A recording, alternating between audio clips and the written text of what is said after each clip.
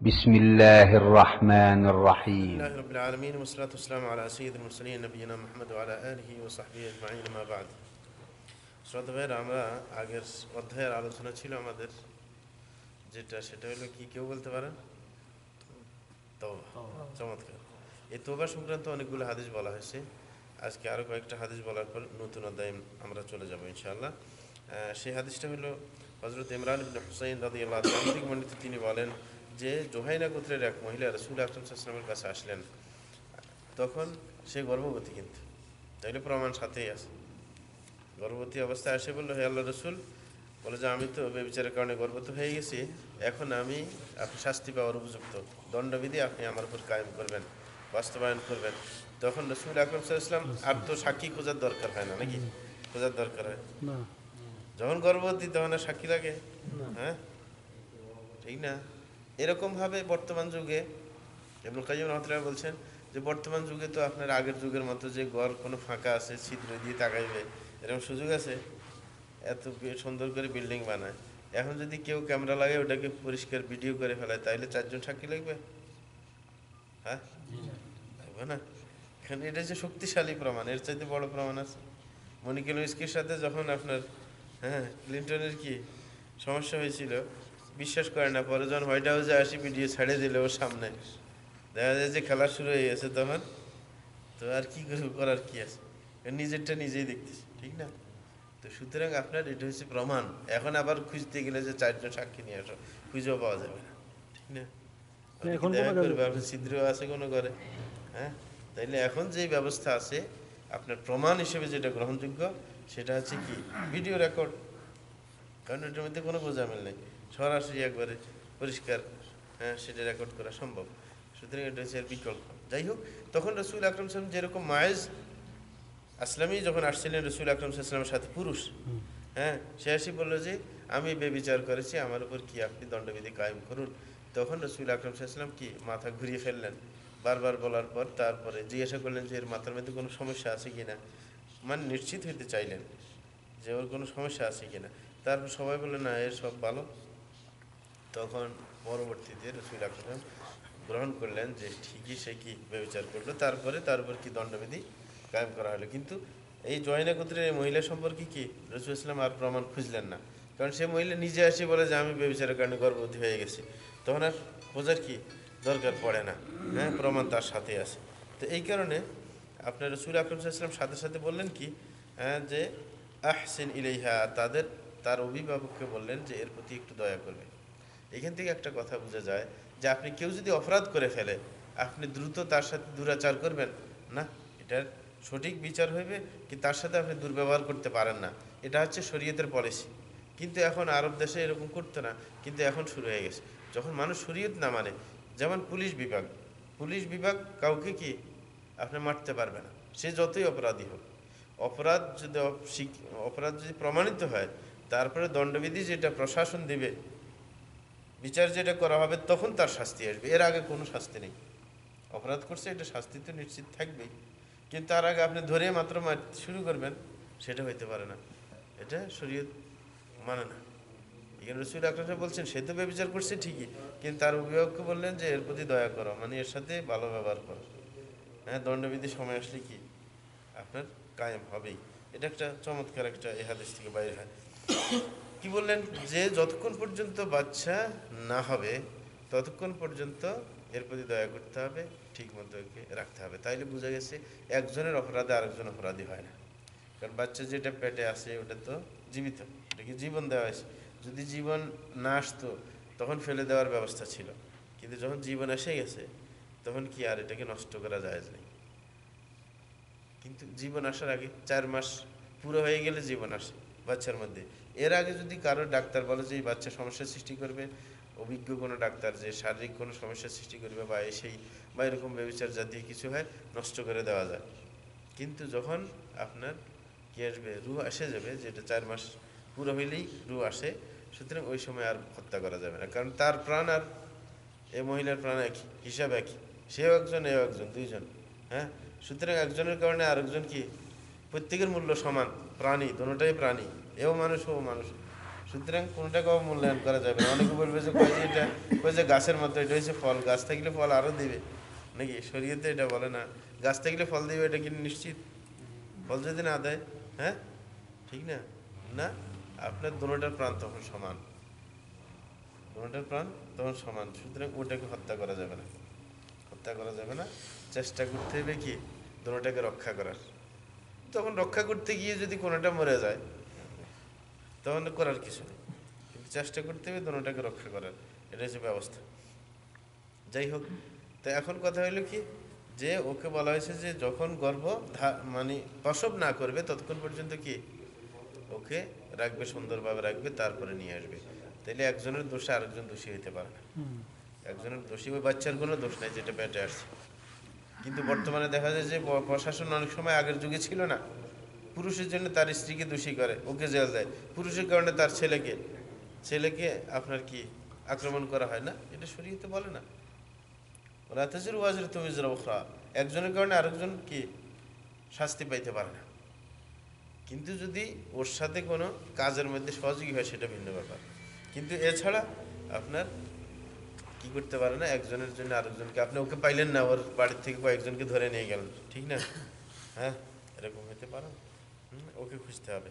আচ্ছা যাই হোক, যখন সন্তান প্রসব করলো তারপর নিয়ে আসা হলো, তারপরেও দেখেন শরীয়তে কখনো আপনার অপরাধ করার পরে যে অন্য একটা বিধান বাস্তবায়ন করতে যায় অন্য বিধান লঙ্ঘন হবে, সেটা হইতে পারে না। এটা আরেকটা সূত্র এখান থেকে বাইরে হয়।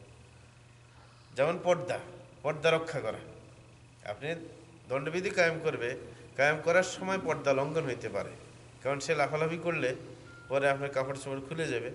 এই কারণে কি করা হয়েছে, বলা হয়েছে যে তার কাপড় ঠিক করে বাঁধে দেওয়া হোক, যেন নড়ানড়ি করলে কি কাপড় খুলে না যায়, পর্দা নষ্ট না হয়।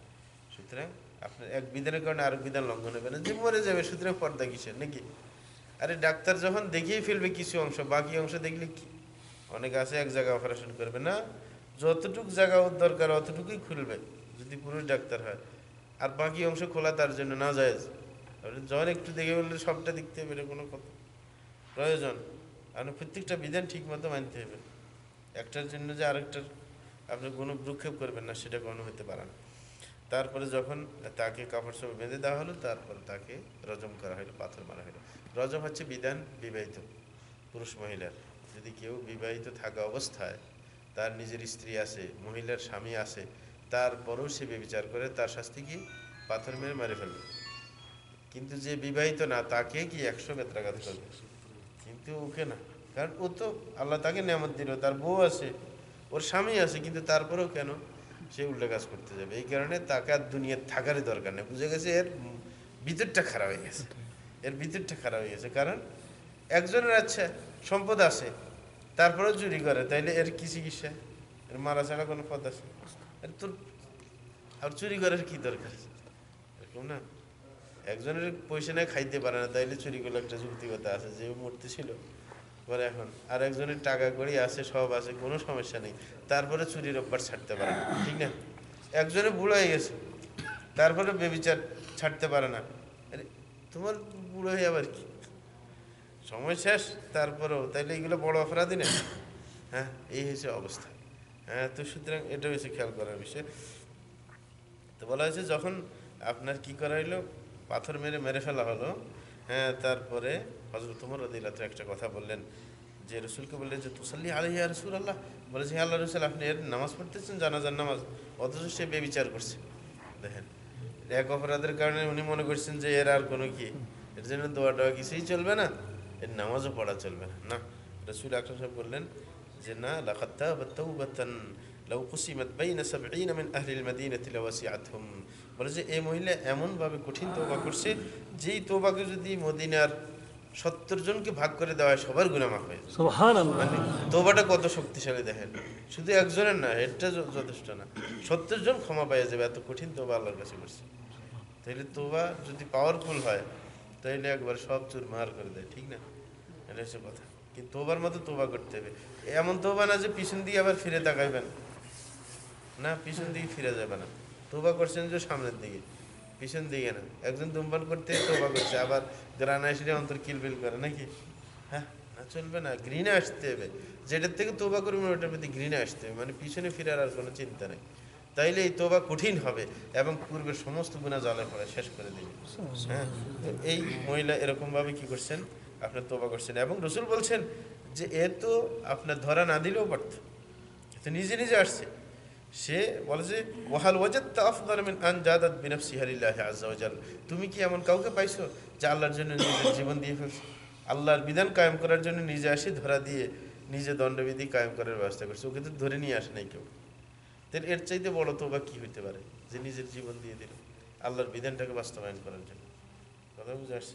তাইলে আমাদেরকে ওইভাবে কঠিন তওবা করার কি ব্যবস্থা নিতেই হবে।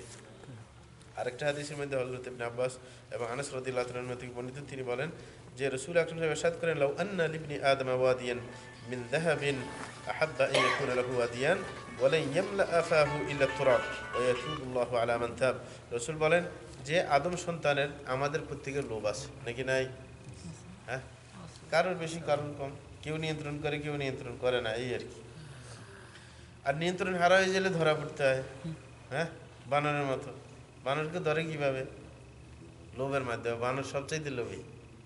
ওই যে নারিকেল একটারে ভাঙিয়ে অর্ধেক করে তারপরে খাঁচার মধ্যে যে ফাঁদ আছে ফাঁদের মধ্যে এরকম রাখে, যেন সুন্দর দেখা যায়। তো আসে ওটা ধরতে চায়, এরকম ধরে হাত দিয়ে ধরে, এরকম করে ধরলে তারপরে ওটা ছাড়েও না, কারণ ধরলে পরে আটকে গেল না, এখন হাত কি আর বাইর করতে পারে? এমনি করে ধরলে তো হাত বড় হয়ে গেল, তখন তার আসবে না। তখন এটা লোভও ছাড়তে পারে না আর হাত ছাড়ি দিয়ে ভাগে না। তখন কিন্তু ওই যে ফাঁদ পাটছে ও আসে ওরা ধরে ফেলে, কিন্তু এর এই বুদ্ধিটা আসে না যে আমি তো এটা ছাড়ি দিলে আমি হাত বাইরে যায়, কারণ ঢুকেছি তো আগে। কিন্তু এই লোভ বেশি, যার কারণে ধরেই আসে, মানে ওটা ছাড়াই যাবে না, কিন্তু ওই বাজারে আসে এটা ধরে ফেললো। লোভ এরকম নিয়ন্ত্রণ হারা হইলে ওই নিজের ফাঁদের মধ্যে পড়া ছাড়া আর উপায় নেই, নিয়ন্ত্রণ করতে হবে। রসুল বলছেন যে প্রত্যেকটা আদম সন্তানের কারোর যদি কি এক উপত্যকা স্বর্ণ থাকে, উপত্যকা তো বুঝেন বিল আর কি, হ্যাঁ, পাহাড়ের পাশে যে একবার সমতল ভূমি, এরকম এক উপত্যকা যদি কারোর স্বর্ণ থাকে, এ আবার চাইবে যে আরো উপত্যকা হোক। সে বলবে না যে যথেষ্ট হয়ে গেছে। একজনের একটা টাওয়ার আছে, এই কি বলবে যে আর দরকার নেই? হ্যাঁ, যদি টাকা পায় আরেকটা টাওয়ার উঠেবে, 3টা 4টা, পুরো এলাকা ভরে ফেলবে। হ্যাঁ, ঠিক না? 1 লাখ হইলে 2 লাখ দরকার, 1 কোটি হইলে 2 কোটির দরকার। হ্যাঁ, তারপরে 1 মিলিয়ন হইলে 2 মিলিয়ন দরকার, 1 বিলিয়ন হইলে 2 বিলিয়ন দরকার। কোনো শেষ আছে? রসুল আকরাম বলছেন, বলে যে তার ওয়ালাই ইয়ামলা আফাহু ইলা তুরাব, কয়েকজনের লোভ কখন শেষ হবে? যখন কি কবরে যায়। কবরে গেলে শেষ, মরে গেলে আর লোভ আছে? হ্যাঁ, লোভ শেষ হয়ে যায় মৃত্যুর নিশ্চিত সংবাদ পাইলেও। এই কারণে যখন আপনার মৃত্যুর ফেরেশতা চলে আসে, তখন কোনো কিছু আর গ্রহণযোগ্য হবে না। হ্যাঁ, যে আপনি যদি বলেন যে আমি পুরো দুনিয়া দিয়ে আমার কি নিষ্কৃতি পাওয়ার চেষ্টা করি, কাজ হবে? তখন নিশ্চিত ওই সময় আপনার মায়া নাই এগুলোর প্রতি। হ্যাঁ, টাকা পয়সা, কারণে আপনি নিশ্চিত আপনাকে মারে ফেলবে। তাইলে আপনার একমাত্র কবরে যাওয়া ছাড়া কি লোভের শেষ নাই। সুতরাং বুঝে গেছে লোভকে নিয়ন্ত্রণ করতেই হবে, লোভকে নিয়ন্ত্রণ করতে হবে। আপনি একটা টার্গেট করবেন যে এতটুকু হইলে আমার শেষ হয়ে যাবে। অনেকে আছে সৌদি আরব আসছে, কামাইতে আছে, কোনো শেষ নাই। অথচ জমিন জায়গা কিনে বিল্ডিং টিল্ডিং বাড়িঘর সব শেষ, তারপরেও যাবেন। হ্যাঁ, তখন তাকে কি করতে হবে? পরিচিত দেখলে ধরে বাঁধে পিঠে পাঠাতে হবে, এছাড়া আর উপায় নেই। আমরা যখন মদিনা ইউনিভার্সিটি ছিলাম, তো ডক্টর সাইফুল্লাহ আছে না এখন, সাইফুল্লাহ তো সবাই ছিলেন, চ্যানেলে আলোচনা করেন, ফেসবুকে দেখেন, ডক্টর সাইফুল্লাহ আমাদের যুগের। ওর এলাকার একটা লোক মানে কিছু জিনিসপত্র দিছে আর কি বাড়ির জন্য। হ্যাঁ, যে এটা আমার এলাকা নিয়ে আমার বাড়িতে পৌঁছাই দেবে। তো ডক্টর সাইফুল্লাহ গেছে, ওই বাড়িতে যাওয়ার পর ওর একটা মেয়ে আছে, বড় কলেজে পড়ে, তোর বউ মেয়ে আসে, সব বললো। তো ওর বউ মানে বিচার দিল আর কি ওর কাছে, যে এই লোকটা গেল 16 বছর, বাড়ির থেকে চলে গেছে, যে বাচ্চা এটা জন্ম নিয়েছে, কিছুদিনের মধ্যে চলে গেছে, আর আসে নাই। অথচ এই মেয়ে এখন বিয়ের উপযুক্ত হয়ে গেছে, সুন্দরী মেয়ে, সবাই জ্বালাইতেছে বিয়ে করার জন্য এই মেয়েটা। কিন্তু মেয়ের কথা হয়েছে, আমি জন্ম নেওয়ার পর আমার বাপকে দেখি নাই, ওর চেহারা দেখবো তারপরে বিয়ে বসবো। ও বিয়ে বসে না, কয়েছে একটা সমস্যা। ওই বেচারা যখন শুনে মেজাজটা গরম হয়ে গেছে, আসছে না ছুটির দিকে, আসি বলে যে বাড়ি যাবি তো যাবি, নাইলে পুলিশে ধরা দিই। একবারে তারপর ভয়ে বাড়ি গেছে।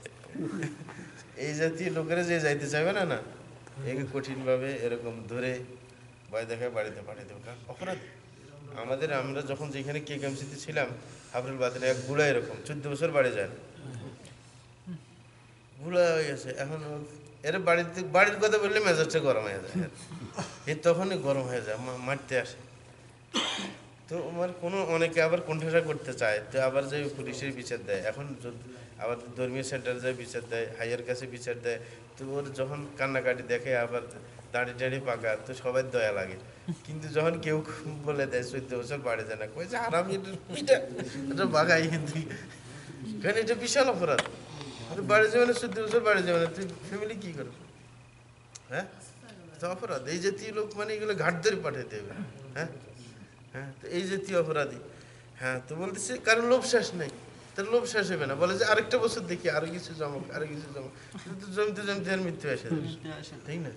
এগুলো কখন না, আপনার যখন জমতেছে না, আপনি রেগুলার আপনার কাজ চালাই যাবেন, তার যা আসবে আসবে, প্রত্যেক বছর ঠিক মতো বাড়ে যাবেন, সব কিছু নিয়মতান্ত্রিক, কোনোটা আপনি রাখি দেবেন না। যেটা খাওয়ার দরকার খাইবেন, পড়ার দরকার পড়বেন, ভবিষ্যতেরটা যার জমার সে জমবেই, বেতন বাড়বে এবং থাকিও যাবে। আপনি কি সব খাইতে পারবেন যদি বেতন বেশি হয়? আমরা তো আমাদের সব খাইতে পারি না। হ্যাঁ, তো এমনি ব্যালেন্স থাকবেই, বেতন বাড়লে ব্যালেন্স থাকবেই। কিন্তু আপনার নিয়মতান্ত্রিক, আপনার যেটা খাইতে মনে চায় খাইবেন, যে কাপড় পরতে মনে চায় পরবেন, বাড়ি যাওয়ার সময় হলে বাড়ি যাবেন, সব কিছু নিয়মতান্ত্রিক। কারণ আপনি জানেন না, আপনি জমা করে রাখবেন, না খেয়ে মরতে হবে, বিশেষ কিন্তু আফসোসে থাকে যাবে। আমাদের এলাকার একজন আর কি বুড়া এরকম জমায় রাখছে অনেক সম্পদ, জমায় রাখার পর যখন মৃত্যু এসে গেছে না, তো অসুস্থ হয়ে গেছে। এখন অনেকে যায়, বলে দেখতে যায় না, তো একজনে মানে একবারে রসগোল্লা নিয়ে গেছে, যেগুলো রস আছে না, মিষ্টি কতগুলো রসগোল্লা, হ্যাঁ রসগোল্লা, যেগুলো একটু সাধারণগুলোর চাইতে ভালো আর কি। তো এখন নিয়ে গেছে, এখন ও বলতেছে, ওরা যখন একটু খাওয়াই দিয়েছে না, একটা খাওয়ার পর কয়, ওই আল্লাহ, কয় যে রসগোল্লা এত মজা পাইলে তো আমি জমিন বেশি খেতাম। যে এত জমিনের মালিক জিন্দিগিতে রসগোল্লা খায়নি, যে কমে যাবে। এখন মাত্র বুঝছি, আর একজন যখন মুখে ঢুকাই দিচ্ছে, কয় যে এত মজা জানলে তো আমি জমিন বেশি খেতাম। কিন্তু কখনো খাইয়ে দেখে না যে এটা কি মজা। আর আপনার যখন মনে চাইছে খান, পকেটে টাকা আছে, বেতন আছে, খান, আপনারটা আপনি খাইবেন। এটার জন্য না আমার ছেলে ফেলে সবার জন্য আপনি খাইবেন না, না অসম্ভব। আপনার বাঘ আপনি খাইবেন, বরং আপনি প্রথম অধিকার রাখেন আপনি খাওয়ার জন্য, কারণ আপনার এই বডি দিয়ে কামাইতেছেন। যদি আপনি অসুস্থ হয়ে পড়েন, আপনি বাচ্চার জন্য কি কামাইবেন?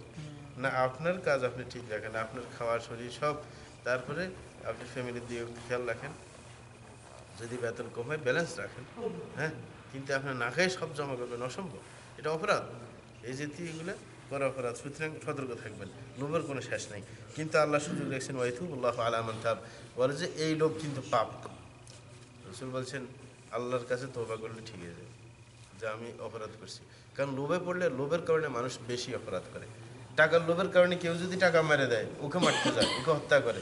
অনেকে আছে না, কারোর কোনো অধিকার ক্ষুণ্ণ করলে মারি ফেলতে চায়, কারণ ওই যে লোভের কারণে সে সামলাইতে পারে না। যার লোভ নেই, মনে করবে ঠিক আছে এগুলো নষ্ট হয়ে গেছে, আল্লাহ আরও দেবে।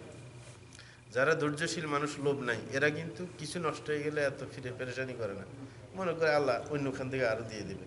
কিন্তু যার লোভ বেশি, না কষ্ট করে এটা কামাইছি, সুতরাং একার দুনিয়া থাকতে দেবে না, আমার এই টাকা মারিয়ে দিল, আমার এই সেই করলো না। লোভ থাকা এটা বড় পাপ, কারণ লোভের কারণে অনেক পাপ করে মানুষ। লোভটাই অনেক পাপের মূল। এখানে লোভটা থেকে আপনার আল্লাহর কাছে আশ্রয় চাইতে হবে এবং ঠিক হয়ে যেতে হবে, তওবা করতে হবে। আরেকটা ব্যাপার, সে আরেক চমৎকার একটি হাদিস। রাসূল বলেন, ইয়াদহাকুল্লাহু সুবহানাহু ওয়া তাআলা ইলা রাজুলাইন ইয়াকতুলু আহাদুহুমা আল আখার ইয়াদখুলানিল জান্নাহ। বলেছেন আল্লাহ জাল্লাহু শাআনহু হাসবেন দুইজন ব্যক্তিকে দেখে, যে দুইজনে কি আপনার জান্নাতে যাবে, অথচ একে অপরকে হত্যা করছে। মানে দুইজনে, একজন আরেকজনকে হত্যা করছে, অথচ দুইজন জান্নাতে যাবে। তাহলে এটা হাসির বিষয় না? কারণ একজন অপরাধী, যে হত্যা করছে অপরাধী না, এ কিভাবে জান্নাতে যায়? হ্যাঁ, এটার থেকে আপনি বুঝবেন আপনার সাথে যে অপরাধ করছে, আপনি ওকে অনেকে বলে যে জাহান্নামের কীট, এরা আল্লাহ কখনো ক্ষমা করবে না, না অসম্ভব। দেখবেন হয়তো বা আপনিও জান্নাতে যাবেন, এও জান্নাতে যাবে, কারণ হে যদি কঠিনভাবে তওবা করে ফেলে, ও জান্নাতে যাবে না। হ্যাঁ, তা আপনি এখন অপরাধী দেখছেন, খুব খারাপ মানুষ, কিন্তু এ যে ভালো হইতে পারে না, এটা তো অসম্ভব না। সম্ভব, এ ভালো হয়ে যাবে, তওবা করে ভালো হয়ে যাবে। বলেছেন আল্লাহ জাল্লাহু শাআনহু হাসবেন, দুইজন ব্যক্তি একে অপরকে হত্যা করছে কিন্তু দুজনে জান্নাতে যাবে। যে কীভাবে হয়েছে? যে যখন সে অমুসলমান ছিল তখন মুসলমানটাকে হত্যা করছে, কিন্তু পরবর্তীতে সে ইসলাম গ্রহণ করছে। হ্যাঁ, ইসলাম গ্রহণ করছে, তখন দিয়ে ভালো হয়ে গেছে, আল্লাহ ক্ষমা করে দিয়েছে, তো জান্নাতে যাবে না? কারণ হাদিসে মধ্যে আছে ইসলামের যুব মা কানা কাবলা, ইসলাম আনার পর আগের সব পাপ শেষ। হ্যাঁ, তখন দুইজন অথচ অপরাধী কিন্তু সে জান্নাতের উপযোগী, কারণ ওই যে ইসলাম গ্রহণ করার কারণে। সুতরাং একজন অপরাধ করলে সে যদি অপরাধ বড় করছে, তারপরেও সেটা যদি সে ম্যানেজ করে নিতে পারে, যদি মানুষের সাথে সম্পর্কিত হয়, মানুষের কাছ থেকে ক্ষমা চেয়ে নিতে পারে, আর যদি আল্লাহর সাথে সম্পর্কিত হয়, আল্লাহর কাছে ক্ষমা চেয়ে নিতে পারে, তাহলে তো ঠিক হয়ে গেল। কেউ দোষী, তারপরেও পরবর্তীতে সে কি মৃত্যুর আগে যদি ক্ষমা চায়, হ্যাঁ, আল্লাহ ক্ষমা করে দেবে। যাই হোক, নতুন আরেকটা অধ্যায়, সেটা হচ্ছে ধৈর্য সম্পর্কীয়। তোবার পরে ধৈর্য আসছে। ধৈর্য সম্পর্কীয় আল্লাহ জাল্লাহু শাআনহু অনেকগুলো কোরআন মাজিদের মধ্যে আয়াত উল্লেখ করেছেন। তার মধ্যে এখানে ইমাম নববী রাহমাতুল্লাহ কয়েকটা আয়াত উল্লেখ করেছেন। আল্লাহ বলেন যে ইয়া আইয়ুহাল্লাযীনা আমানু ইসবিরু ওয়াসাবিরু, হে ইমানদারগণ তোমরা ধৈর্য ধরো এবং পরস্পর একে অপরকে ধৈর্য ধরার পরামর্শ দাও।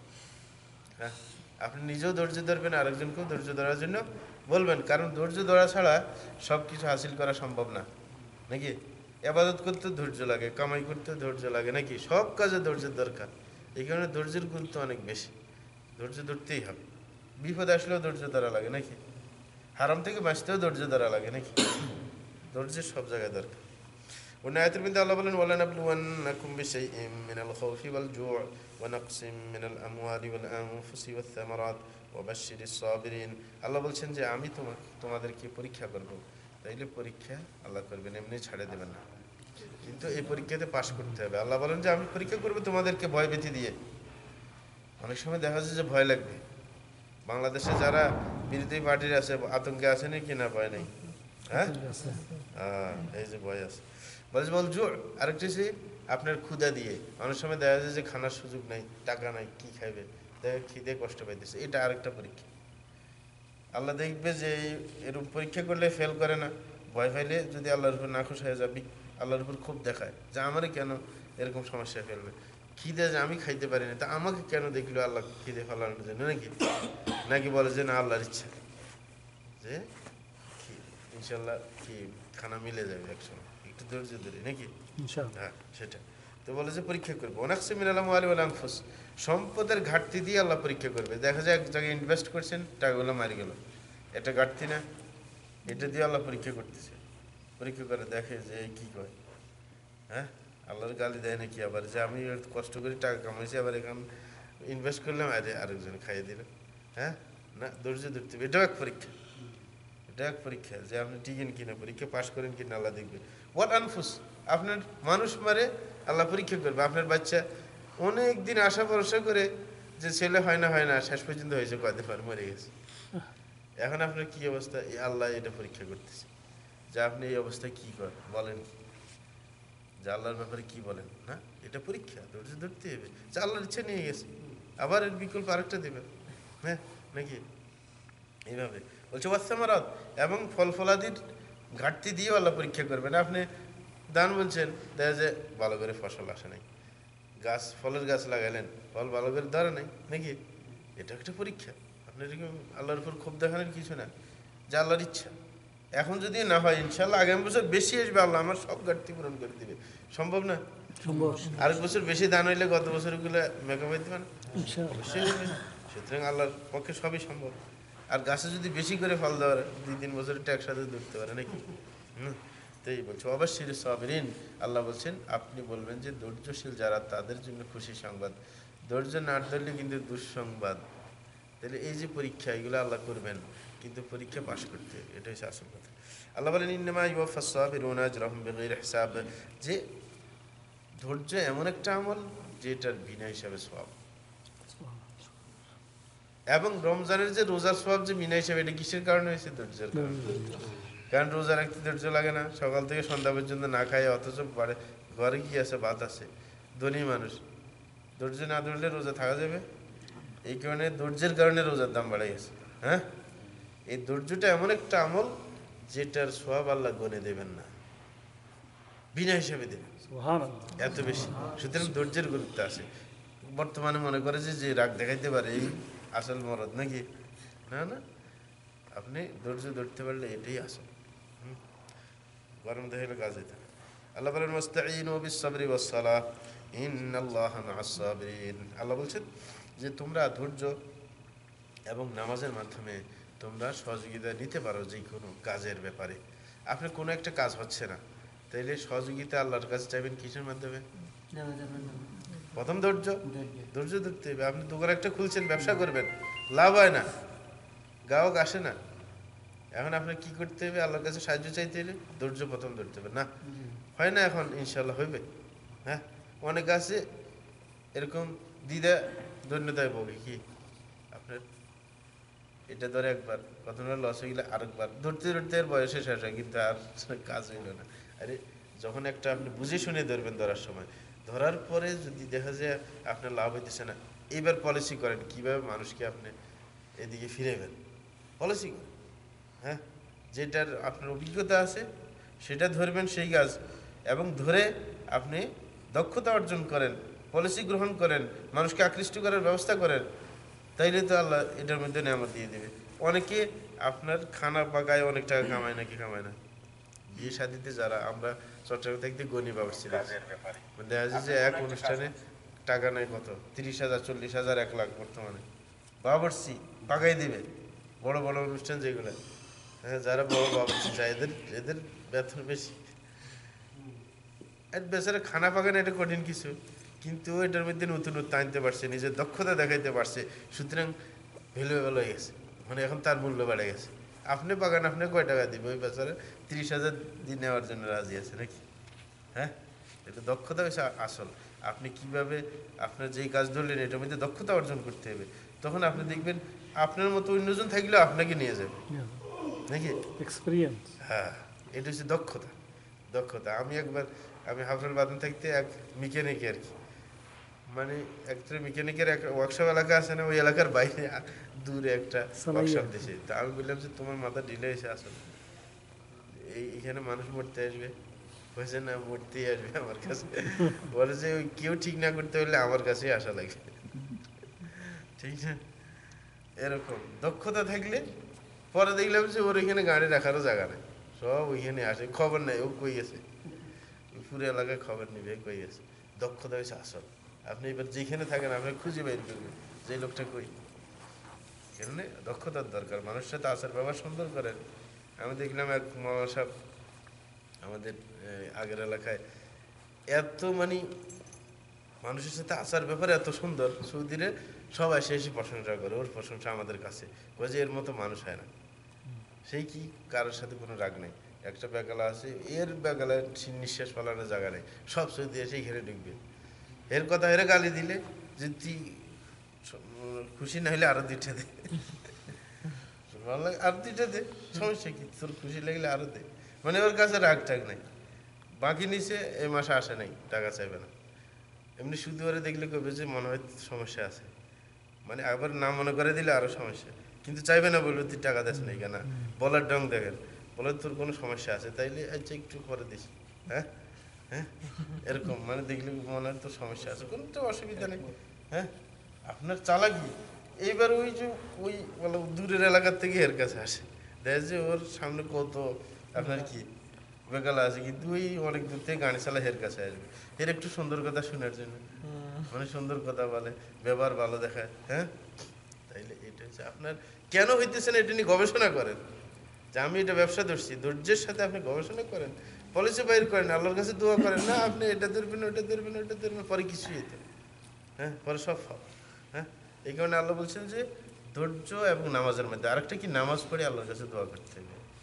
নামাজ ছাড়া দোয়া হবে, আল্লাহ বলছে ধৈর্য এবং নামাজ।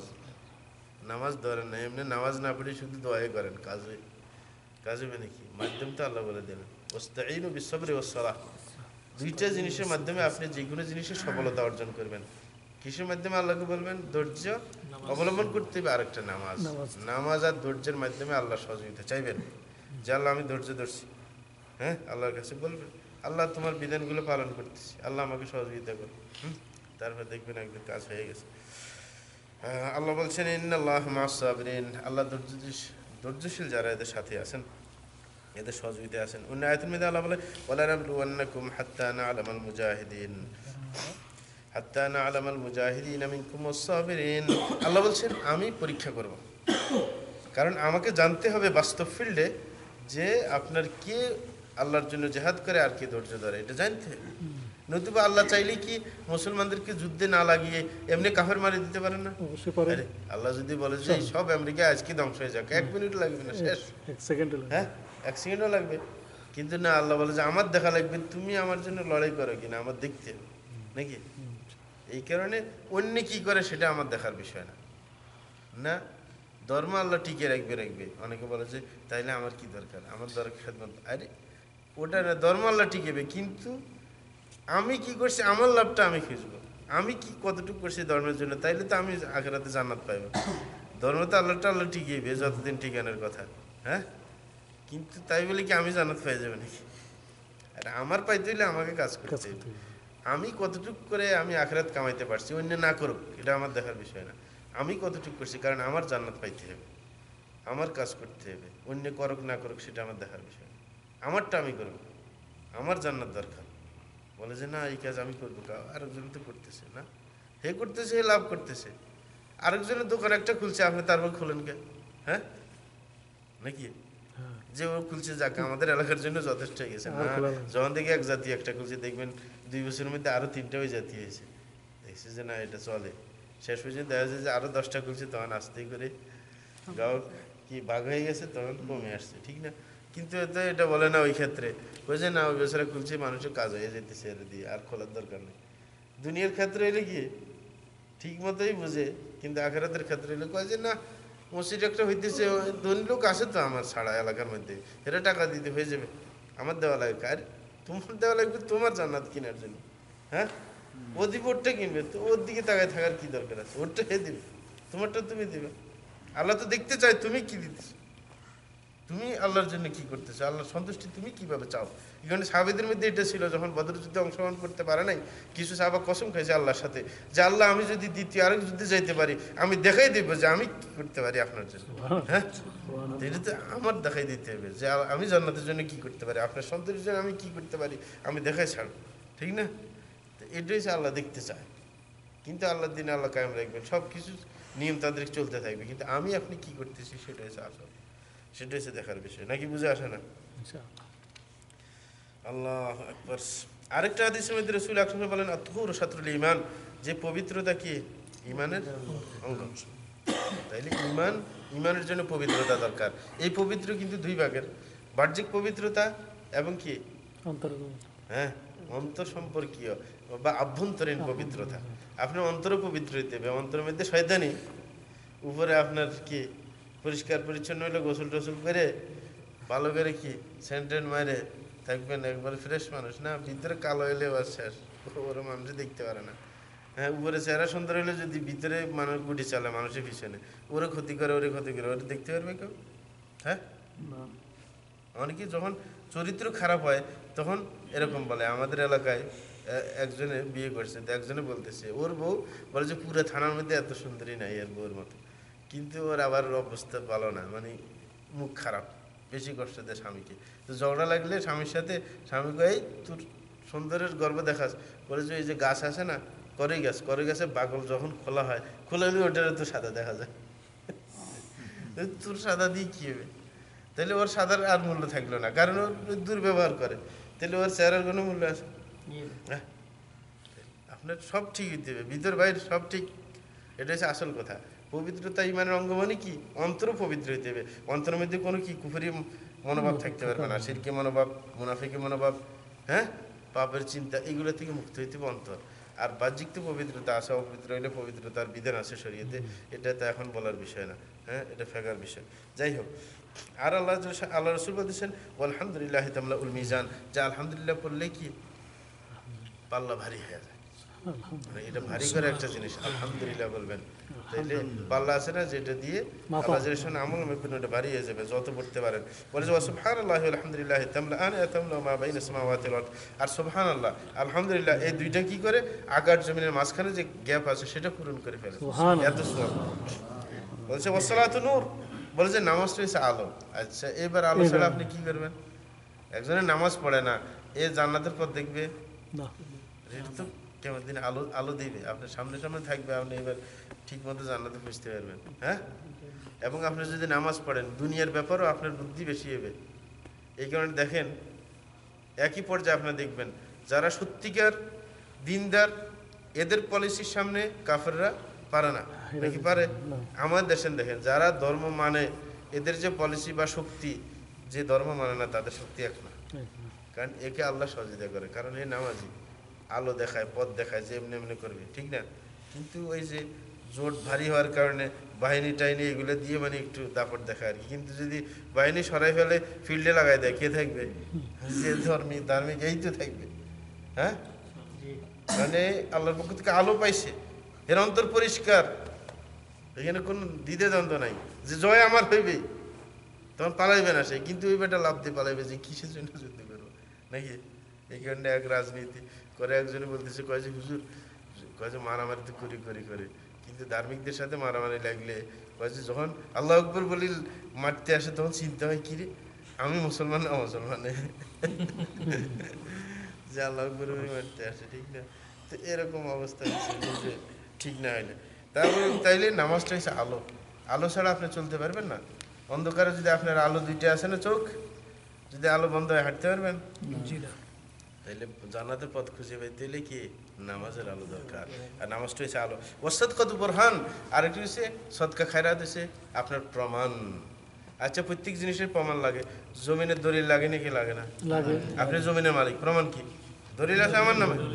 হ্যাঁ, প্রত্যেক জিনিসের দলিল ছাড়া কাজ হয় না। আপনি জান্নাত পাইতে চান, দলিল কোথায়? সদকা দিতে হবে, সদকা হয়েছে দলিল। জান্নাতে এমনি মিলবে না। অনেকে নামাজ পড়ে কিন্তু যদি কয় যে কেউ আসে কয় যে ভাই 2 টাকা দেন একটু মসজিদের জন্য, টাকা নাই, আরে আপনি তো প্রমাণে নেই, জান্নাত যাবেন না? প্রমাণ আছে, জান্নাত কিনবেন কেমনে? দলিলে নাই, দলিল ছাড়া আপনার জায়গা মিলবে? দলিল থাকতে হবে, যে কেউ চাইবে আপনি দিবেন, আল্লাহর রাস্তায় দিয়ে দিবেন। যদি বন্ড মনে না হয়, যদি সঠিক কাজ হইবে দেখেন দিবেন, যারই হোক, যে এলাকায় হোক। কারণ এটা হচ্ছে মনে রাখতে হবে, এটা প্রমাণ, এটা আমার প্রমাণ যে আমি জান্নাত পাওয়ার জন্য এই করছি, নাকি এই আল্লাহর জন্য এটা দিছি ওটা দিছি, এটা প্রমাণ আমার দলিল যে আমি জান্নাতের জন্য এই কাজ করছি। দলিল নেই, কিছু নেই, তাইলে কাজ হবে? এটা দলিলের খবর রাখতে হবে, আলো দলিল। অসব্র দিয়া রসুল বলছেন ধৈর্য ধরা কিন্তু কি কষ্ট করে, এটা হচ্ছে কঠিন আলো, সূর্যের আলোর মতো। রিয়া আর নূর বেশ কম। নূর হইতেছে চাঁদের আলোকে নূর বলে, এটাতে মানুষের শরীরের তাপ কষ্ট লাগে না, নাকি? চাঁদের আলো বসতে ছাদে যায় বসে, চাঁদের আলো, কারণ এটা মানুষের কষ্ট দেয় না, ভালো লাগে। কিন্তু রৌদ্রের আলো এটা কি প্রখর হয়, শরীরে হিট দেয়। এই কারণে রসুল বলতে এরকম বলছেন, বলে অসব রোদিয়া, বলে ধৈর্যটা কিন্তু রৌদ্রের প্রখরতার মতো, কষ্ট আছে। ধৈর্য তো আরামের জিনিস না, আপনি ঝামেলা পড়বেন, ধৈর্য দিতে কিন্তু অনেক কষ্ট লাগবে। এই কারণে ধৈর্য ধরতে কষ্ট লাগবে, এই কারণে ধৈর্যের সওয়াব বেশি, অগণিত, যে অগণিত সওয়াব দিবে এটার কোনো গণনা নেই। হ্যাঁ, কারণ কষ্ট বেশি, এই জন্য লাভও বেশি। ধৈর্যে মেওয়া ফলে একটা তো কথা প্রসিদ্ধ আছেই, নাকি? ওয়াল কোরআন হুজ্জাতুন লাকা ওয়া আলাইক, রাসূল বলছেন কোরআনটা তোমার জন্য প্রমাণ অথবা তোমার বিরুদ্ধে প্রমাণ। তোমার পক্ষে সাক্ষী দিবে, না হলে তোমার বিপক্ষে দিবে। পক্ষে দিবে কখন? কোরআন মতো আমল করলে, তাইলে আপনার জন্য সুপারিশ করবে যে রে জান্নাত দিয়ে দেন, আল্লাহর সাথে যে তর্ক করবে। আর যদি কোরআনের বিরুদ্ধে চলেন, কোরআন দাঁড়ায় যাবে যে যেন জান্নাতে না যেতে পারে। হ্যাঁ, কারণ আমার গুরুত্ব দেয়নি। হ্যাঁ, কথা বুঝছেন? তাইলে কোরআন আপনার পক্ষে সাক্ষী দিবেন অথবা বিপক্ষে দিবে, এই কারণে সতর্ক থাকবেন। এক হাদিসের মধ্যে অনেকগুলা কথা দেখছি। রাসূল বলতেছেন প্রত্যেক দিন মানুষ ঘুম থেকে উঠে, উঠার পরে সে বলে নিজের জীবনকে আল্লাহর কাছে বিক্রি করে দেয়। বলে যে এই বিক্রিটা লাভ হয় লস হয়। বিক্রি কী ধরনের? আল্লাহর কাছে বিক্রি যে আল্লাহ তোমার ইচ্ছা মতে আমি এই পুরো দিনটা কাটাই। হ্যাঁ, এখন যদি আপনি পরে দেখা যায় যে শয়তানের কথা মতো কাটান, তাহলে কাজ হবে? হ্যাঁ, দেখে তো আপনি বিক্রি করলেন কই? হ্যাঁ, তাইলে আপনি বিক্রি করে দিলেন আল্লাহর কাছে, আল্লাহর বিধান মতো চললে তাইলে আপনি জান্নাত পাইবেন। জান্নাতের জন্য আপনি জীবন বিক্রি করে দিলেন, হ্যাঁ, আল্লাহর কাছে। আর নাইটে যদি শয়তানের কথা মতো চলেন তাহলে কি জানো। এই কারণে প্রত্যেকদিন সকাল থেকে ঘুম থেকে উঠে আপনি এবার কার কাছে আপনার নিজের জীবনকে শক্তি সামর্থ্য সবগুলো বিক্রি করে দেবেন, এটা আপনি বুঝবেন। শয়তানের কাছে দিবেন না আল্লাহর কাছে বিক্রি করবেন। যে যেই লাইনে চলে ওই লাইনে ফল আসবে, ফল কিন্তু উল্টা আসে না। এটার জন্য নিয়ত জরুরি। আরেকটা হাদিসের মধ্যে রাসূল আকরাম সাল্লাল্লাহু আলাইহি ওয়াসাল্লাম বলেন, হযরত আবু সিনান সাদ ইবনে মালিক আল খুদরি, যাকে আবু সাইদ খুদরি রাদিয়াল্লাহু তাআলা আনহু বলেন যে আন-নাস মিনাল আনসার সালু রাসূলুল্লাহ সাল্লাল্লাহু আলাইহি ওয়াসাল্লাম ফাআতাহুম, লোভের ব্যাপার। যে রাসূল আকরাম সাল্লাল্লাহু আলাইহি ওয়াসাল্লামের কাছে কিছু আনসারী সাহাবী আসছেন, আসার পরে বললেন যে আমাদেরকে কিছু সম্পদ দেন। রাসূল দিয়ে দিলেন, কতক্ষণ পরে আবার আরও দেন, দিয়ে দিলেন। পরে রাসূলের কাছে সব শেষ হয়ে গেছে। শেষ হওয়ার পর রাসূল কি বলছেন, শেষ হওয়ার পর বলে যে মা ইয়াকুন ইনদি মিন খাইরিন ফালা নাদাখিরু আনকুম, ওই যে আমার কাছে কোনো কিছু থাকলে আমি কিন্তু ঘরে রাখবো না, তোমাদেরকে দিয়ে দিব, আমার কাছে আসলে কিছু নেই। কারণ রাসূল কি আর এরকম উল্টা কথা বলেননি? হ্যাঁ, যা আছে সব দিয়ে দিছি। ওয়া মান ইস্তাফিফ ইউফিল্লাহ, কিন্তু একটা কথা মনে রাখবে, এইটাই হচ্ছে আসল কথা, যে আমার কাছে যা চাইছে তোমাদের লোভ আছে বুঝে গেছে, আমার কাছে তার নাই, শেষ। কিন্তু একটা মনে রাখবে, যেই ব্যক্তি ওয়া মান ইস্তাফিফ ইউফিল্লাহ, কেউ যদি কারোর কাছে হাত না পাতে সুন্দর করে নিজের সাধুতা রক্ষা করতে চায়, আল্লাহ সেই ব্যবস্থা করেন। এরকম অনেক আছেন না, কোনো সমস্যা পড়লেও কারোর কাছে বলেন না, আল্লাহ সমস্যার সমাধান করে দেননি। যদি সত্যিকার ইমানদার হয়, আমরা অনেকবার দেখছি এগুলো ইমান, কিন্তু অনেকে চিন্তা করে না। প্রত্যেকের জীবনে যে ঘটে না তা না, প্রত্যেকের জীবনে ঘটে। অনেক সময় দেখছি যে এখন আমি গাড়ি নিয়ে মার্কেট দিয়ে বাইরেছি, হঠাৎ করে মনে চাইছি যে অমুক জিনিসটা খাইবো। দেখা যায় একজনের সাথে দোকানে যায়, একজনের সাথে সাক্ষাৎ করছি, হে কয় যে আপনি বসেন, আপনাদের নিয়ে আসতেছি। আমি কিন্তু বলিনি ওকে, দেখা যায় খানা হাজির, যেটা মনে করছি। একটা মনে করছি এক সময় দেখা যায় রেডি, ও কয় যে আজকে মনে করছি আপনাকে ওই জিনিসটা খাওয়াবো, আমি বলছি ওকে। কিন্তু আল্লাহ তো টের পাইছেন যে আমার এখন কি চাহিদা ছিল, দেখা যাচ্ছে জায়গা মতো হাজির হয়ে গেছে। যদি আল্লাহর জন্য আপনি হয়ে যান, ঠিক জায়গা মতো সব ঠিক মতো এসে যাবে। কিন্তু উল্টা চলবেন, কিন্তু এটা আপনি দেখবেন আপনার জীবনে ঘটতেছে, কিন্তু আপনি এগুলো নিয়ে চিন্তা করেন না যে আমার জীবনে কখন আমি চাই নাই কি ঘটছে। এরকম ঘটে না প্রত্যেকের জীবনে? আল্লাহর ইচ্ছা ছাড়া আপনার কল্যাণ কে করে দিতেছে? আল্লাহ তো ওর মন ঘুরে দিতেছে, আপনি ফায়দা করতেছে। আপনি একজন থেকে কোনো সহযোগিতা চান নাই, সে নিজে অগ্রসরে আপনার কাছে সাহায্য দিতে আসছে, এটা কে করছেন? আল্লাহ ওর মন ঘুরে দিয়েছেন আপনার দিকে। এটাই আসল কথা। বলে যে আপনি ওমাই ইস্তাগনি ইউগনিহিল্লাহ, যে আরেকজনের মুখাফিকি না হয়ে থাকতে চায়, আল্লাহ তাকে ওইভাবে রাখেন।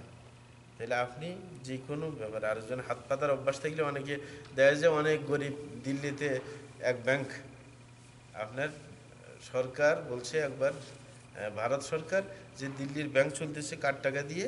ফকিরদের টাকা দিয়ে। কারণ ফকির মরে যায় প্রত্যেক দিন সব ভিক্ষা করে গানে ওইখানে রাখে, আর এদের ওয়ারিশ নেই, কারণ ওইখানে বড় শহর, কোথায় থেকে আসছে কে জানে, সব ব্যাংকে জমা দেয়, একদিন মরে গেছে, এর ওয়ারিশ নেই, সব তো ব্যাংকের মালিক, টাকা মালিক। এরকম দেখা যায় হাজার হাজার ফকিরের অ্যাকাউন্ট পড়ে আছে, কোটি কোটি ডলার এরকম পড়ে আছে, সব ব্যাংকের অনেক আছে, ফকিরি ছাড়তে পারে না, এর এটাই পেশা। দেখে যে ব্যাংকে জমা হইতে আছে, ফকিরি করে আবার টাকা লাগায়, আছে নি গ্রামে? আল্লাহ বলতেছে না, তুমি যদি হাত পাততে না চাও, আল্লাহ ওইভাবে ব্যবস্থা করবে। কিন্তু তুমি যে হাত পাততে চাও, হাত পাততেই থাকবে, কোনোদিন বন্ধ হইতো না। তখন এটা আর ভালো লাগবে, মারলেও তুমি হাত পাততে যাবে।